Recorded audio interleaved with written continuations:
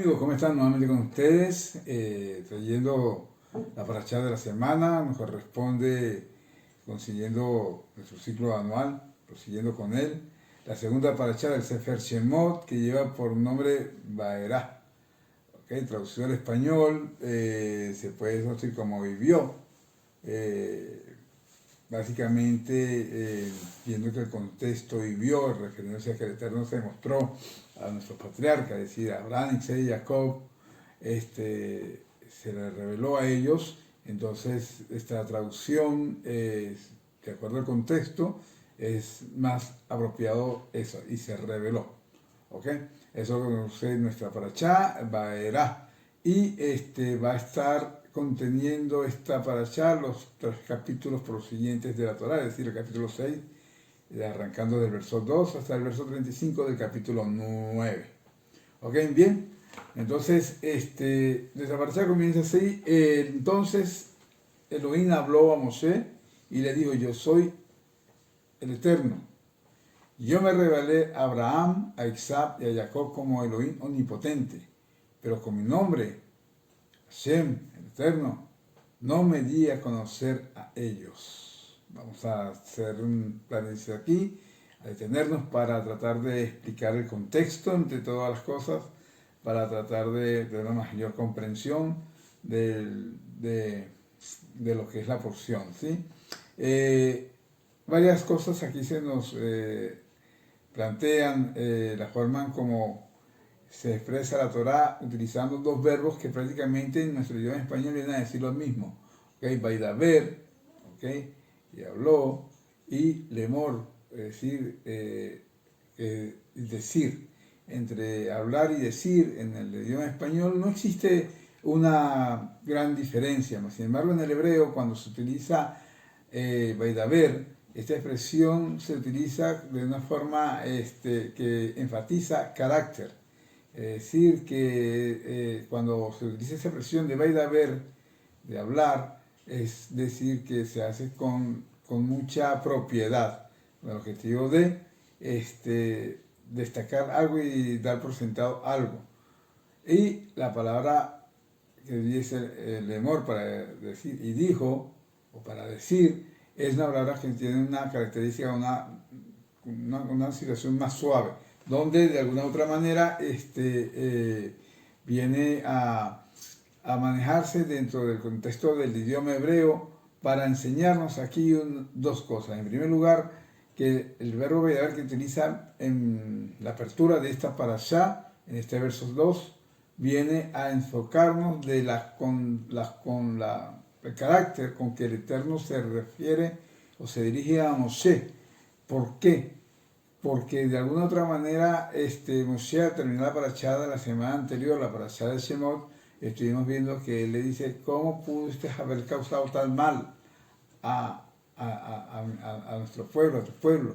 Es decir, que de alguna otra forma Moshe no entendía cómo había sido manejada el reclamo de libertad que había el Eterno establecido para que fuera solicitada al faraón, la salida del pueblo de Egipto, y que esto se haya revertido en una carga o una imposición de carga mucho más pesada a la que estaban ellos acostumbrados previamente a esta aparición de Moshe como redentor de Israel, como posible redentor de Israel.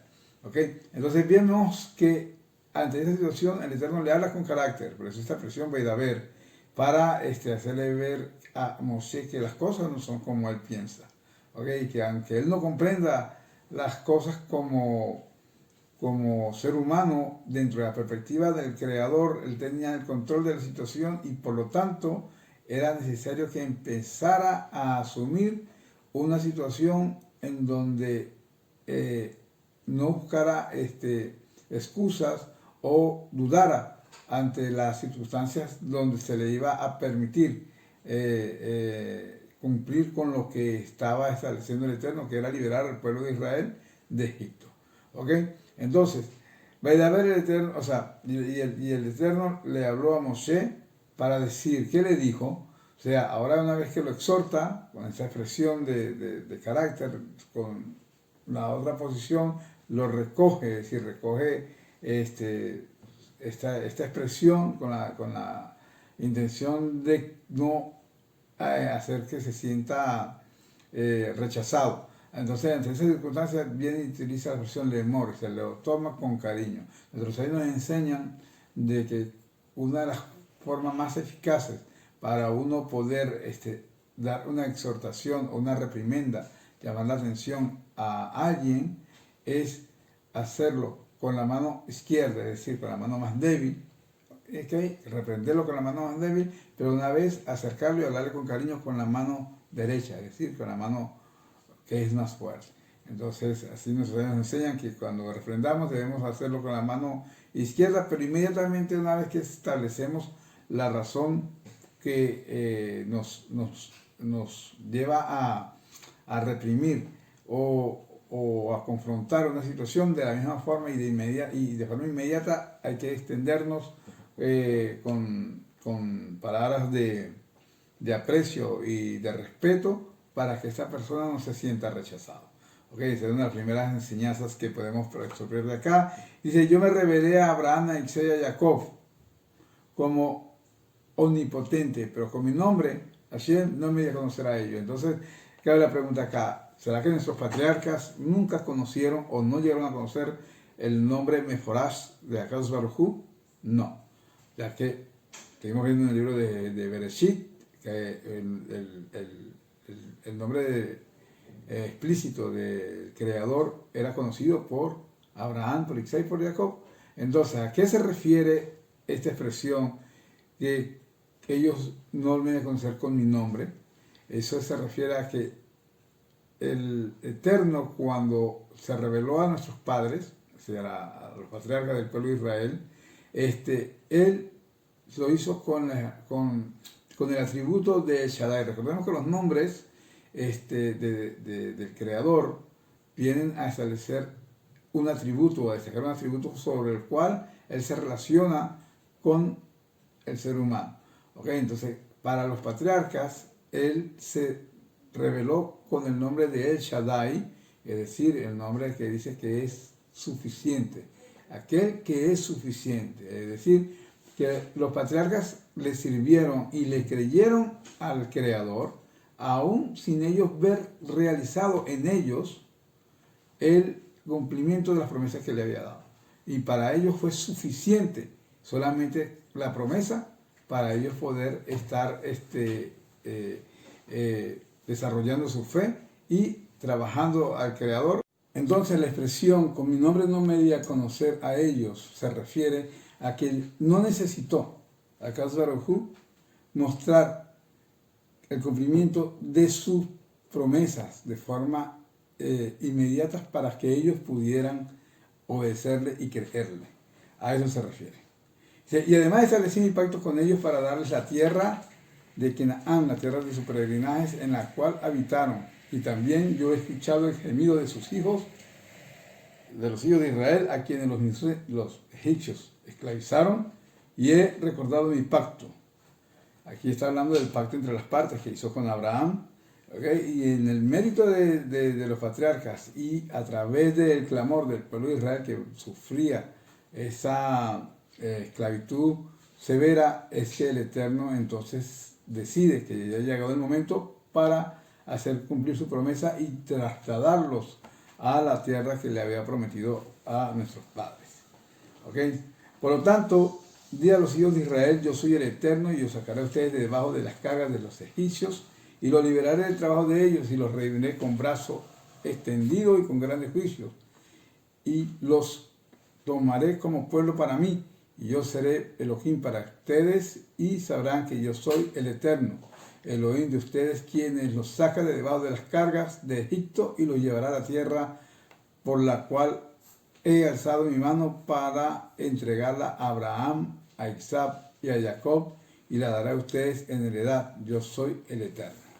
Entonces, en esta expresión, continúa la Torá trayendo unas palabras de consuelo. Le dice el Eterno a Moshe: ahora, yo entiendo la aflicción del pueblo, puedo entender que ellos no comprendan y que se sientan frustrados ante el hecho de que se le hayan impuesto más cargas y le hayan hecho un trabajo mucho más pesado a través de tu intervención para tratar de sacarlos de Egipto. Ahora, anda y diles, o sea, aquí la expresión o la ordenanza es llevarles palabras de consuelo, porque cuando una persona está en angustia, cuando una persona, una entidad, un pueblo está pasando por momentos difíciles, es bueno traer palabras de consuelo, ¿ok? Y son responsabilidades que no son fáciles, ¿ok? Servir como mediador o como aquel que lleva consuelo a alguien, se requiere pues tener bastante sensibilidad y conocer las palabras apropiadas para poder cumplir con estas tareas. Entonces, ¿cuáles son las palabras que viene? Y les da promesas de hacer cumplir en ellos lo que había hecho jurar a sus padres a través del juramento. Si con mano alzada les jura a ellos. ¿Okay? Vemos que en el verso número 7 termina ese versículo y dice: y sabrán que yo soy el Eterno, el Elohim de ustedes, quien los sacó de debajo de las cargas de Egipto. Es decir, aquí, una vez terminado el proceso, el Eterno se propone no solamente liberarlos de la esclavitud y sacarlos de Egipto, sino propone dar a conocerse del medio del pueblo. Es decir, que a través de la experiencia que se estaban preparando a partir de ahora, y vamos a ver en esta parasha y en la siguiente, y después todo lo que va al libro de Éxodo con respecto a lo que fue la redención y todo el andar de ellos, que relata el libro en el desierto, Bemidbar, en la travesía del desierto durante esos 40 años, vemos que el objetivo de todo esto es dar a conocerse al pueblo, ¿ok? Porque es una de las mitzvot que tenemos como pueblo de Israel, es conocer a Dios, y no conocerlo solamente por el hecho de que asumimos, sino demostrar que ese conocimiento es viable, es razonable y es lógico. ¿Ok? Bien, seguimos. Y Moshe habló a los hijos de Israel, pero ellos no escucharon a Moshe a causa de la falta de aliento y el duro trabajo. ¿Ok? ¿Por qué? Porque dentro de todas estas circunstancias que están siendo exprimidos, pues lógicamente la expectativa de libertad con que ellos habían tomado la llegada de Moshe para sacarlo de Egipto se había desvanecido. ¿Okay? Sus corazones habían desfallecido por la situación en que los apremiaban y los exigían a raíz de esta circunstancia. ¿Okay? Entonces, dice, el Eterno habló a Moshe diciendo: ve y habla al faraón, rey de Egipto, para que envíe afuera a los hijos de Israel de su tierra. Y entonces Moshe habló delante del Eterno, diciendo: he aquí que los de Israel no me escucharon. ¿Cómo entonces ha de escucharme el faraón, siendo yo obstruido de labios? Y el Eterno habló a Moshe y a Aarón, y les encomendó acerca de los hijos de Israel y acerca del faraón, rey de Egipto, para sacar a los hijos de Israel de la tierra de Misraim.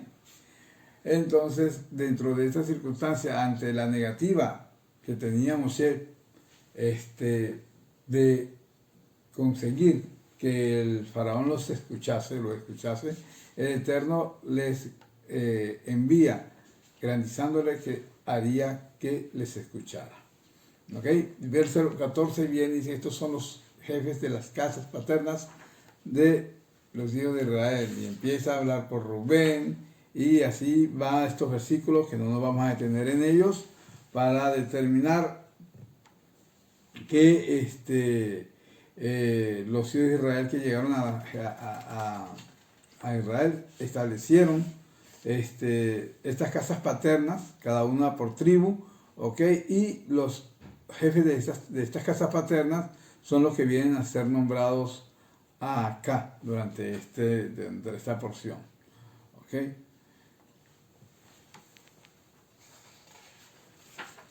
En el verso 21 dice: y ellos son los que hablaron al faraón, rey de Egipto. Se refiere en el verso 26, donde dice: y estos son Aarón y Moshe. Está hablando de los hijos de los levitas, donde ellos venían, ¿ok?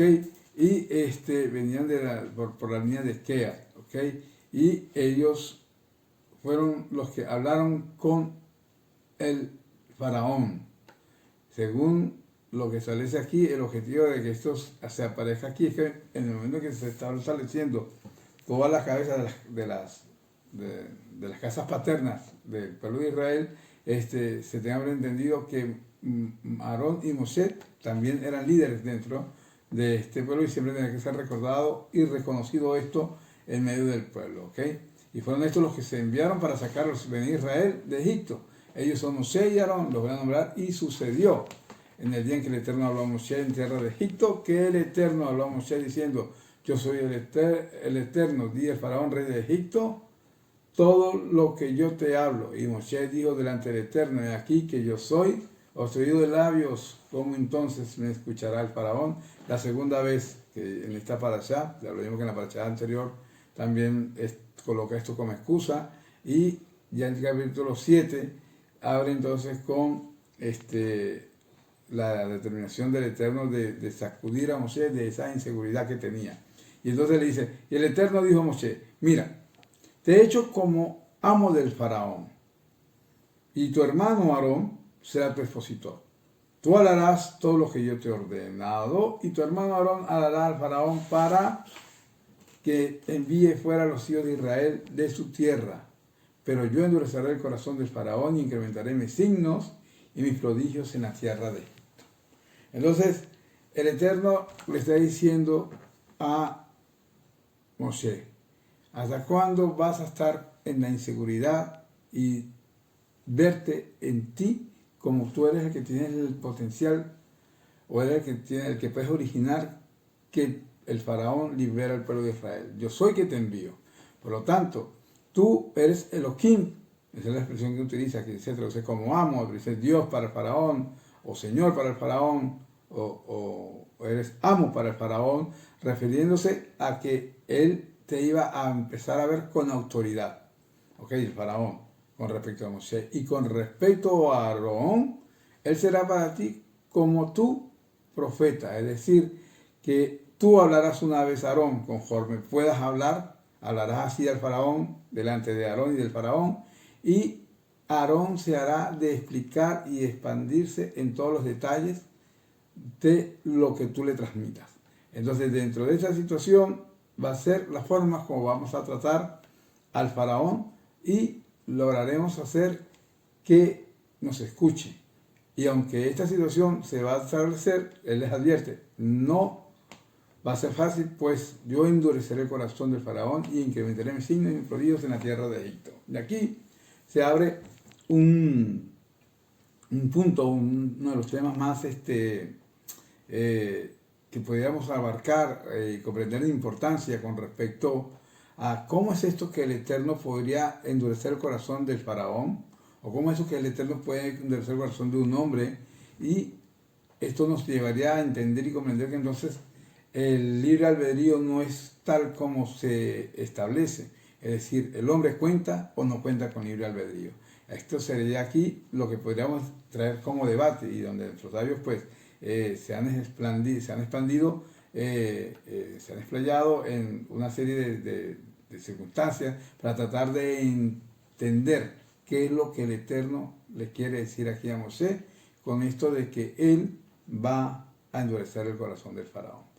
En primer lugar, lo que hay que entender es que a Moshe se le está advirtiendo desde el principio de que no va a ser una tarea fácil, y que para que esto pueda suceder, tiene que suceder de una forma en que se testifique, no solamente para el conocimiento del pueblo de Israel, sino para todo el mundo, de las naciones, inclusive para el propio pueblo de Egipto y para el propio faraón, quién es el Eterno.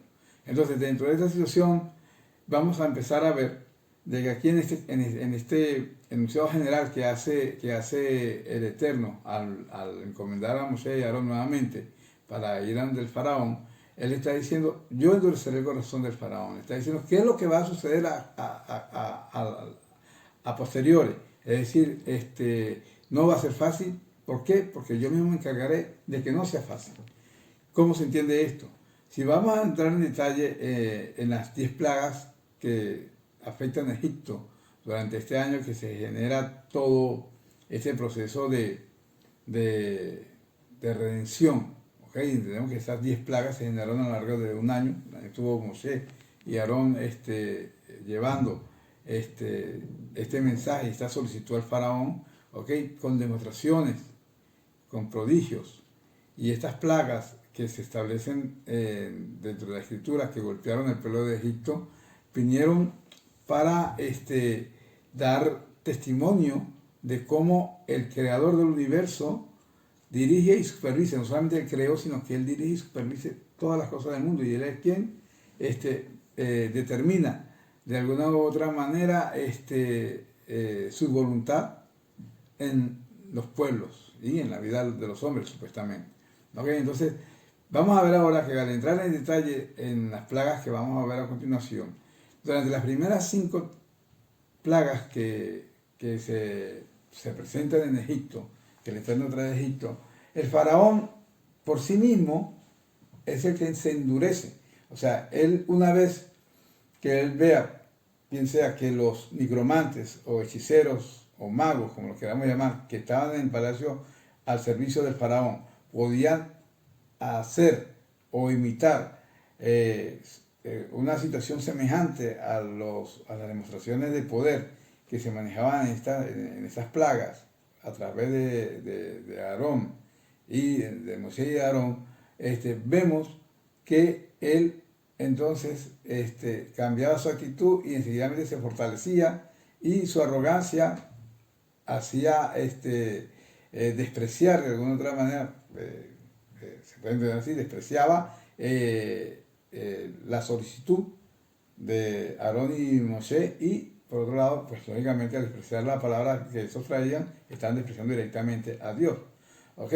Ahora, una vez que pasan las primeras 5 plagas, porque como decíamos, habían nigromantes que podían hacer hechicerías y magia negra que trataban de emular estos prodigios, y por otro lado, una vez que el faraón veía que la plaga se aplacaba, ¿ok? Y veía que el sufrimiento se reducía, entonces volvía a fortalecer su actitud y se volvía a cerrar su corazón de forma voluntaria. O sea, él mismo, en las primeras cinco plagas, vamos a estar viendo que él es el que mismo se endurece su actitud, su corazón, él mismo determina que debe ser esa, ¿verdad? La forma de no mostrar debilidad como rey ante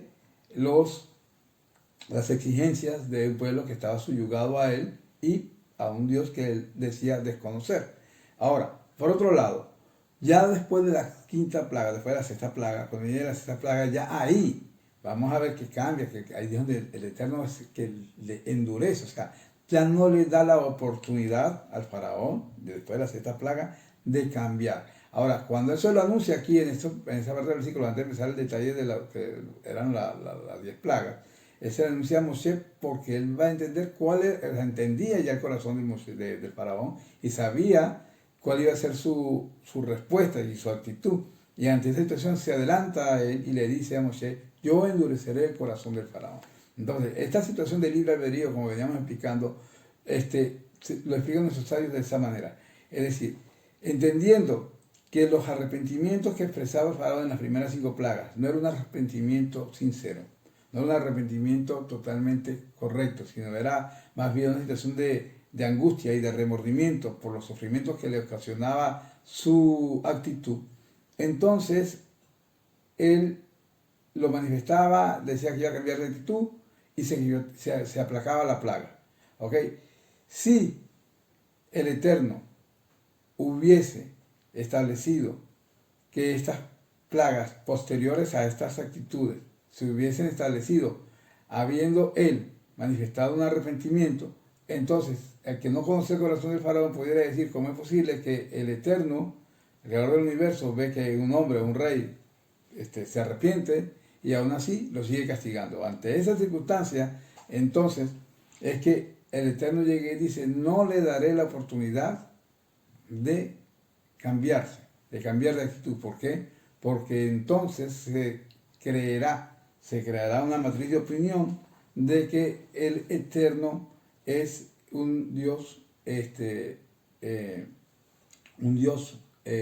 no establece justicia. Entonces, dentro de ese punto de vista, los sabios dicen que aquí no es que se determine que el libre albedrío del hombre está siendo cuestionado en esos versículos de la Torah, sino que el libre albedrío del hombre lo lleva y lo conduce a su propia circunstancia. Es decir, cuando el hombre se procura en pos del bien, siempre un bien traerá otro bien. Y si el hombre se procura en función del mal, este mal lo llevará a otro mal. Entonces, el faraón era un hombre déspota, un hombre malvado, un hombre orgulloso, y en su condición no tenía en ningún momento la intención de flaquear y de dimitir en su opinión, y de esta forma es que el Eterno asume que no le va a dar al final la oportunidad de alcanzar un arrepentimiento sincero, porque lo que él hacía era jugar con esas situaciones de remordimiento y lograba entonces el cese de ese sufrimiento. Bien, entonces, continuamos con nuestra parashá y andamos en el tema y dice que el faraón no lo escuchará, y entonces pondré mi mano sobre los egipcios y sacaré a mis legiones y a mi pueblo, los hijos de Israel, de la tierra de Misraim, Egipto, con grandes juicios. Y sabrán los Misrim que yo soy el Eterno cuando extienda mi mano sobre Misraim y saque a los Bene Israel, a los hijos de Israel, de en medio de ellos. ¿Sí? Como ellos habían establecido por boca de su autoridad que no conocían a ese Dios, entonces también el Eterno, a través de estos prodigios, iba a estar enseñando a los egipcios cómo él hacía cumplir su palabra. ¿Ok? Así que el verso 6 dice que Moshe y Aarón hicieron así como le había ordenado el Eterno, y así hicieron. Y Moshe tenía 80 años de edad y Aarón 83 años de edad cuando hablaron al faraón. ¿Okay? Era una diferencia de hermanos de los hermanos de 3 años. ¿Okay? Y el Eterno habló a Moshe y a Aarón diciendo: cuando el faraón les hable diciendo, hagan un prodigio para ustedes, tú dirás a Aarón, toma tu vara y arróbala ante el faraón para que se convierta en serpiente. Ok, y Moshe y Aarón vinieron a faraón y establecieron conforme tal se estableció. Ok, y dice la Torah, para no entrar en detalle, para avanzar en el tiempo, avanzar con el tiempo, que la vara de Moshe se convirtió en serpiente, y los micromantes hicieron lo mismo. Entonces, una vez que se toma la vara otra vez en la mano y se convierte otra vez en bácula, en bastón, los micromantes hicieron lo mismo, y bastón, ya hecho bastón, no en serpiente, embulló, se comió los otros bastones de los micromantes. ¿Okay? Después vino sobre la situación de la sangre, donde el agua se convierte en sangre. Esta es la primera de las plagas. Okay. El faraón salía en la mañana al Nilo con el objetivo de hacer su cuerpo, es decir, defecar, porque él se hacía entender que él era un ser divino, era una deidad, un dios. Por lo tanto, presumía de que él no tenía necesidades de ese tipo, esa circunstancia. Entonces acostumbraba a ir en las mañanas al Nilo con el objetivo de aprovechar ahí, que de forma inadvertida no se dieran cuenta de que estaba cumpliendo con su cuerpo. ¿Ok? Bien, entonces en esa situación se le aparece de una vez Aarón y Moshe, o Moshe y Aarón. A veces los dice Moshe y Aarón, a veces Aarón y Moshe, indiferente como lo establezcan. En unas partes vienen de otra forma y otros lo expresan de otra manera, en forma invertida, pero sin embargo aquí ambos eran shalejines, eran enviados por parte del Eterno. ¿Okay? Y entonces se le dice que Aarón tomara la vara de Moshe y golpeara las aguas para que se convirtieran en sangre. ¿Okay? Porque vemos que en estas plagas primeras, que es la sangre, y en las plagas de los piojos, que se hace del polvo de la tierra, es Aarón el que tiene que tomar la bácula de Moshe y golpear las aguas, o golpear el polvo, dependiendo de la plaga que iban a traer.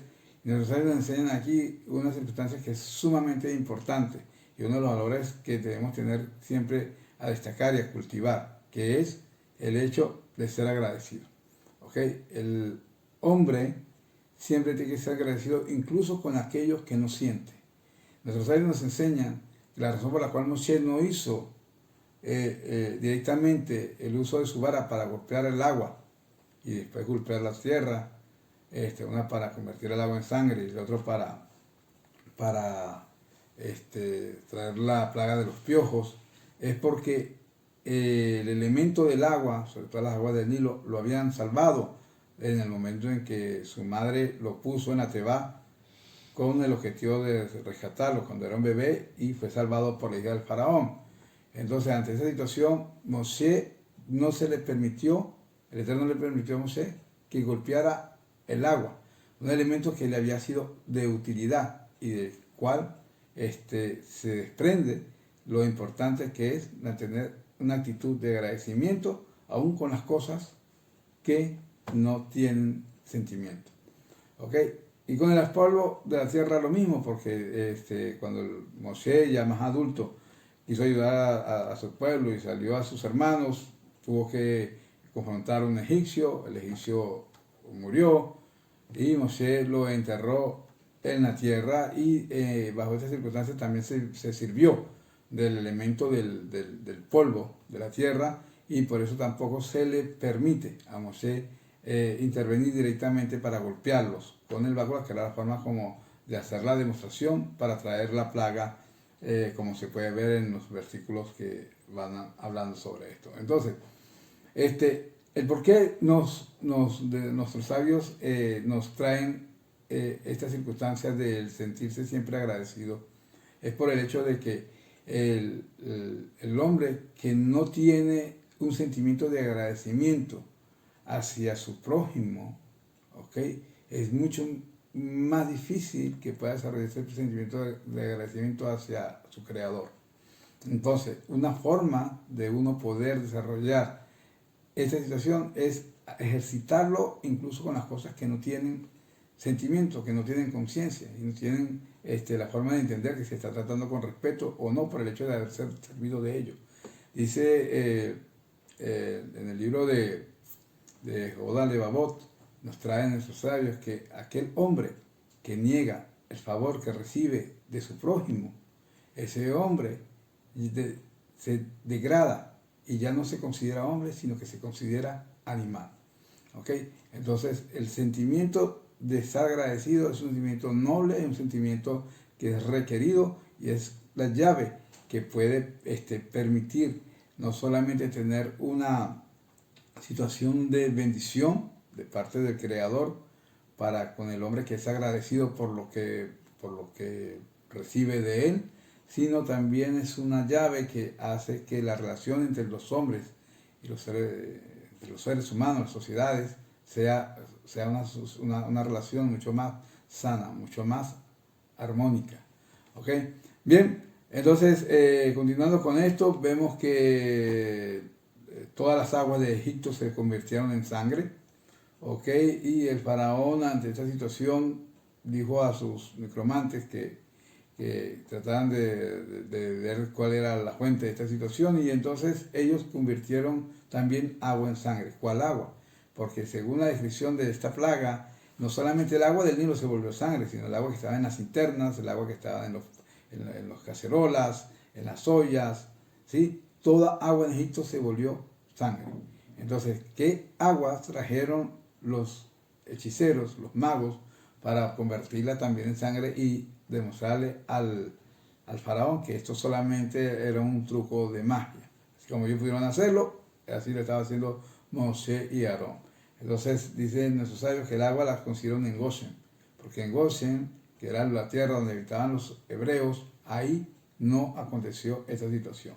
¿Okay? Y muchos hebreos empezaron a hacer dinero vendiéndole aguas a los egipcios. Sin embargo, según el Midrash dice que cuando ellos la iban a tomar, se volvía sangre. Bien, hicieron así, después vino la plaga de las ranas, Ok, esta plaga de las ranas vino para, para tratar de volver a hacer reflexionar.